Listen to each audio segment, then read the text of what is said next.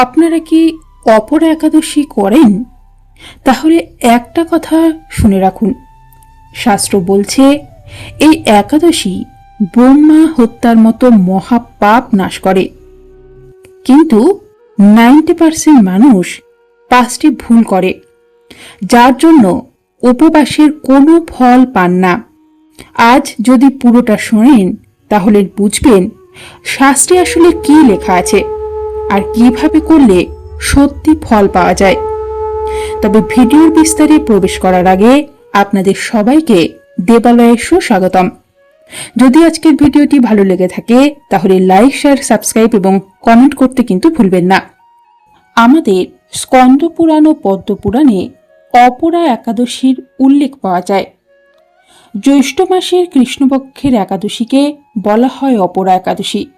স্কন্দ পুরাণে ভগবান শ্রীকৃষ্ণ যুধিষ্ঠিরকে বলেছিলেন, ব্রহ্মহত্যাং গোহত্যাং চ ভ্রূণহত্যাং তথৈব চ গুরুতল্পং চ যো গচ্ছত স তু পাপে প্রমুচ্যতে। অর্থ, যে ব্রহ্মা হত্যা, গোহত্যা, ভ্রূণ হত্যার মতন মহান পাপ করে, সেও যদি অপরা একাদশীর বিধি নিষ্ঠা সহকারে পালন করে তাহলে পাপ থেকে মুক্তি হয়। শুধু তাই নয়, মিথ্যে কথা, মিথ্যে দান, মিথ্যে তপস্যার পাপও নাশ হয়। তাই এর নাম অপরা, মানে অপরাজয়। কিন্তু অনেকেই এই একাদশী পালনের ক্ষেত্রে বিশেষ ভুল করে থাকেন, যার ফলে তার সমস্ত পুণ্য নষ্ট হয়ে যায় এবং একাদশীর ব্রতও বিফলে যায়। অনেকে ভাবে একাদশী মানে শুধু না খাওয়া, কিন্তু পদ্মপুরাণ বলছে ন কেবলং উপবাসেন শুদ্ধান্তি পাতকিন ভক্তা চৈব ঋষিকেশং পূজয়স্তি হি মুচ্যতে। অর্থাৎ শুধু উপবাসে পাপ শুদ্ধ হয় না, ভক্তি সহকারে বিষ্ণুর পূজা করলে তবেই মুক্তি হয়। তাই শুধু না খেয়ে সারাদিন টিভি দেখা, অন্যের সাথে গল্পগুজব করা, পরনিন্দা পরচর্চা করলে কিন্তু হবে না।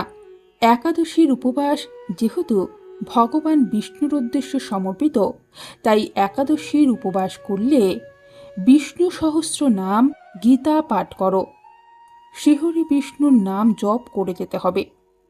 এছাড়াও দশমীর দিন পেট ভরে কিন্তু খাওয়া যাবে না। অনেকে একাদশীর আগের দিন রাতে ভুরিভোজ করে ভাবে যে কাল তো উপোস, আজ বেশি করে খেয়ে নিই। কিন্তু শাস্ত্রে দশমীতে একবার সাত্ত্বিক আহারের নিয়ম বলেছে দশমীর দিনে।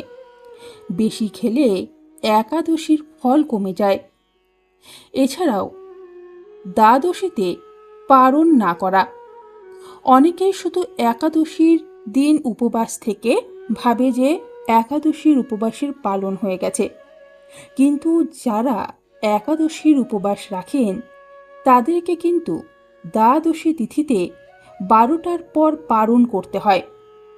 পারণের যে নির্দিষ্ট সময় থাকে, সেই নির্দিষ্ট সময়তেই পারণ বিধি সম্পূর্ণ করতে হয়, তবেই কিন্তু একাদশীর পূর্ণ ফল পাওয়া যায়। অনেকেই সেটি ভুলে যায় বা ইচ্ছে করে দেরি করে, এতে উপবাস অসম্পূর্ণ থাকে। এছাড়াও একাদশীর দিনে পাপ করে মানুষ কখনো জানতে বা অজান্তেই যারা উপবাস করছেন তারা ঝগড়া করা, মিথ্যে বলা, কাউকে কষ্ট দেওয়া, এগুলো করে থাকেন। কিন্তু শাস্ত্র বলছে এমনটি করলে কখনোই তার ফল পাওয়া যায় না, কারণ সংকল্পটাই আসল। এছাড়াও অনেকে সারাদিন শুধু ফল খেয়ে শুয়ে বসে থাকেন এবং একাদশীর উপবাস পালন করেন, কিন্তু ফলাহার করেও সারাদিন জপ, কীর্তন, বিষ্ণু চিন্তা করতে হয়। বিষ্ণু নামে নিজেকে মোহিত করতে হয়, না হলে সেটা উপবাস নয়, সেটি ডায়েট হয়। শাস্ত্রমতে আসল ফল সম্পর্কে পদ্মপুরাণে বলা হয়েছে, অপরা নাম যা বিষ্ণুপ্রিয়া তিথি ভবেত তৎসং যা কুরেতে স্নানং দানং জপং তপ ক্রিয়া সর্বপাপ বিনিমুক্ত বিষ্ণু লোকংশ গচ্ছতি, অর্থ যে ব্যক্তি অপরা একাদশীতে স্নান, দান, জপ, তপ করে সে সর্বপাপ থেকে মুক্ত হয়ে বিষ্ণুলোকে প্রাপ্ত হয়। মানে ফল হল পাপ ক্ষয়, সাথে ভগবানের প্রতি ভক্তি বৃদ্ধি। টাকা পয়সা, চাকরি এগুলো গৌণ। তাই যারা একাদশীর ব্রত পালন করবেন তারা এই নিয়মগুলি মেনে তবেই উপবাস রাখুন এবং অবশ্যই ব্রত কথা শ্রবণ করবেন। চলুন এই অপরা একাদশীর ব্রত কথা শ্রবণ করা যাক। একবার মহারাজ যুধিষ্ঠির শ্রীকৃষ্ণকে বললেন, হে কৃষ্ণ, জ্যৈষ্ঠ মাসের কৃষ্ণপক্ষিয়া একাদশীর নাম কি এবং তার মাহাত্ম্যই বা কি? আমি শুনতে ইচ্ছা প্রকাশ করছি, আপনি অনুগ্রহ করে তা বর্ণনা করুন।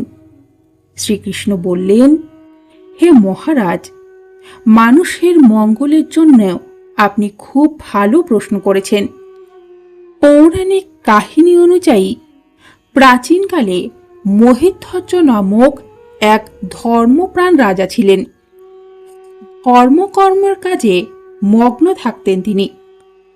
তার এক ছোট ভাই ছিল বজ্রধ্বজ।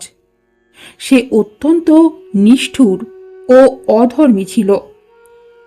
ছোট ভাই বজ্রধ্বজ মহিধ্বজকে ঈর্ষা করত ও তাকে মারতে চাইত। একদিন রাতে সুযোগ পেয়ে বজ্রধ্বজ নিজের বড় ভাইয়ের হত্যা করে। কেউ যাতে জানতে না পারে এ কারণে বড় ভাইয়ের শবদেহ জঙ্গলে নিয়ে গিয়ে অশ্বত্থ গাছের নিচে পুঁতে দেয়। রাজার অকাল মৃত্যু হয়।